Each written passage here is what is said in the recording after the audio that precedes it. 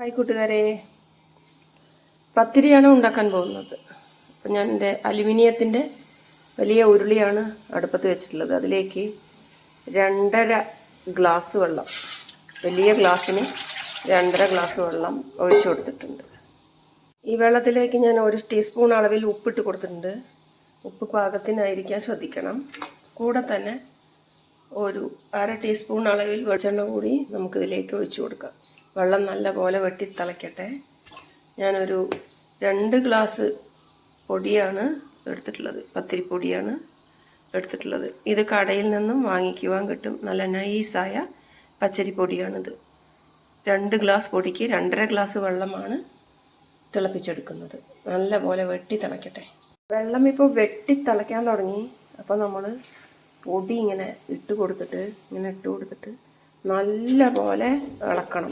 മുഴുവൻ പൊടിയിട്ടിട്ട് നല്ല പോലെ ഇളക്കി കൊടുക്കും. മാവ് ഇപ്പം നല്ല പോലെ വെന്ത് വന്നിട്ടുണ്ട്.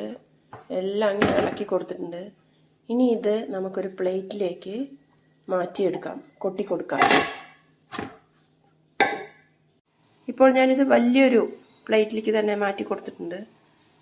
ഇപ്പോൾ അത് നല്ല ചൂടാണ്. കുറച്ച് വെള്ളം എടുത്ത് വെച്ചിട്ടുണ്ട്.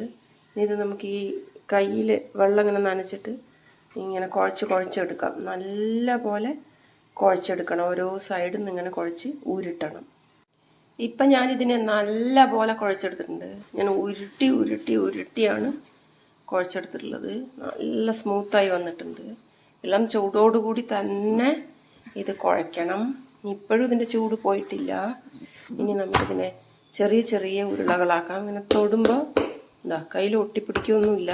ആ ഒരു പരുവത്തിൽ വേണം ഇത് കുഴച്ചെടുക്കാൻ. വെള്ളം തൊട്ട് ഇങ്ങനെ നല്ലപോലെ കുഴയ്ക്കണം. ഒരു 10 മിനിറ്റെങ്കിലും ഇതിനെ ഇങ്ങനെ ഉരുട്ടി കുഴയ്ക്കണം. അപ്പം നല്ല സോഫ്റ്റായിരിക്കും, നല്ല രുചിയായിരിക്കും കഴിക്കാൻ. 1 ടീസ്പൂൺ അളവിൽ ഉപ്പാണ് ഇതിൽ ചേർത്ത് കൊടുത്തിട്ടുള്ളത്. ഉപ്പ് കൂടിക്കഴിഞ്ഞാൽ ഇതിനൊരു ഉപ്പിൻ്റെ ഒരു രുചിയായിരിക്കും. അത് ശ്രദ്ധിക്കണം. 2 ഗ്ലാസ് പൊടിക്ക് 2.5 ഗ്ലാസ് വെള്ളമാണ് അളവ്. ഇനി ഇതിനെ ചെറിയ ഉരുളകളാക്കാം. നമുക്കിങ്ങനെ ഉരുളകളാക്കിയിട്ട് നമുക്ക് ഇത് പരത്തി ചുട്ടെടുത്താൽ മതിയാകും. ഇത് ഉള്ളം കയ്യിൽ വെച്ചിട്ട് നല്ലപോലെ ഒന്ന് കുഴച്ച് ഉരുട്ടി വെക്കണം. മാവിങ്ങനെ ഉരുളകളാക്കി വെച്ചിരിക്കുകയാണ്, നല്ലപോലെ കുഴച്ചിട്ട്. ഇത് ഒരു നനഞ്ഞ തുണിയിട്ട് മൂടി വെക്കണം. അല്ലെങ്കിൽ ഇത് കാറ്റ് കൊണ്ടു കഴിഞ്ഞാൽ പിന്നെ പരക്കില്ല. അതുകൊണ്ട് ഞാനിപ്പോൾ ഒരു നനഞ്ഞ തുണി കൊണ്ട് മൂടി വെച്ചിരിക്കുകയാണ്. ഇനി ഇത് നമുക്ക് ഓരോന്നായി പരത്തി കല്ലിൽ ചുട്ടെടുക്കാം. ഞാനിപ്പോൾ കുറച്ച് മൈദപ്പൊടി ഇങ്ങനെ ഒരു പേപ്പറിൽ പരത്തി വെച്ചിട്ടുണ്ട്. ഒരു കട്ടിയുള്ള ഒരു പേപ്പർ മൊത്തം, കുറേ പേജുകൾ ഉണ്ടാവുമല്ലോ പത്രത്തിന്, അതും കൂടെ ഇങ്ങനെ എടുത്തിട്ടുണ്ട്. ഇതിൽ ഞാൻ പരത്തി എടുക്കാൻ പോവുകയാണ്. എനിക്ക് പലകയിൽ പരത്തുന്നതിനേക്കാളും സുഖമാണ് ഇങ്ങനത്തെ ഒരു പേപ്പർ വെച്ച് പരത്തുന്നത്. അപ്പോൾ നമുക്കിനി ഈ പത്തിരിക്ക് കുഴിച്ച് വെച്ച ഉരുളകളെല്ലാം പരത്തി ഒരു പ്ലേറ്റിലേക്ക് മാറ്റാം. അപ്പം ഞാനിനി ഇങ്ങനെ പരത്തിയെടുക്കാൻ പോവുകയാണ്. ഈ സൈഡുകൾ ഇങ്ങനെ ഉരുട്ടിയെടുക്കണം, വടി കൊണ്ട് ഇങ്ങനെ ഉരുട്ടിയെടുക്കണം. അപ്പോഴാണിത് കൂടുതൽ ഇങ്ങനെ പരക്കുക. ഈ സൈഡ് കട്ടി കുറച്ച് നമുക്കിതിലിങ്ങനെ തിരിച്ച് കൊടുക്കണം. തിരിച്ച് എല്ലാ സൈഡും നല്ല കട്ടി കുറച്ച ശേഷം നടുക്ക് ഇങ്ങനെ പരത്തി കൊടുക്കുക. അപ്പം നല്ലൊരു പരുവത്തിൽ വന്നിട്ടുണ്ട്. കട്ടി കുറച്ച് പരത്താൻ ശ്രദ്ധിക്കണേ. പത്തിരി ഇങ്ങനെ നൈസായിട്ട് പരത്തി കിട്ടാൻ വേണ്ടിയിട്ട് ഒരു ഐഡിയ ഉണ്ട്. ഓരോ ഉരുളയും പരത്തും മുമ്പ് ഈ നിലത്ത് വെച്ച് നല്ല പോലെ ഇങ്ങനെ ഒന്ന് ഉരുട്ടി കൊടുക്കുക.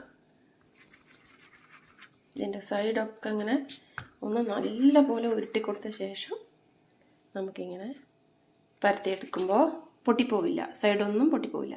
ഒരു പാൻ അടുപ്പത്ത് വെച്ചിട്ടുണ്ട്, ചൂടായി വന്നിട്ടുണ്ട്. ഇനി നമുക്ക് ഓരോന്നായിട്ട് ഇങ്ങനെ ചുട്ടെടുക്കാം. അധികം ഇത് ഈ കല്ലിൽ ഇങ്ങനെ കിടക്കരുത്. അപ്പോൾ പെട്ടെന്ന് ഇത് കളർ വ്യത്യാസം വരും. ഇങ്ങനെ വെളുത്തിരിക്കണം പത്തിരി. അപ്പം മറിച്ചിട്ട് കൊടുത്തുകൊണ്ടേയിരിക്കുക. എന്നാൽ വേവുകയും വേണം. അധികം തീയും പാടില്ല. ഇങ്ങനെ നമുക്കിത് ചുട്ടെടുക്കാം. ചിക്കൻ കൊണ്ട് ഒരു സ്റ്റ്യൂ ആണ് ഞാൻ ഉണ്ടാക്കിയിട്ടുള്ളത് പത്തിരിക്ക്. അപ്പം കോഴിമുട്ട കൂടി പുഴുങ്ങി ഒരെണ്ണം ഇതോടൊപ്പം കഴിച്ചാൽ കുട്ടികൾക്ക് നല്ല ആരോഗ്യമാണ്. അപ്പം ഞാനിവിടെ പത്തിരി ഇപ്പോൾ തയ്യാറാക്കി എടുത്തിട്ടുണ്ട്. ഇനി നമ്മുടെ സ്റ്റ്യൂ കൂടി വിളമ്പി പത്തിരി കഴിക്കാം.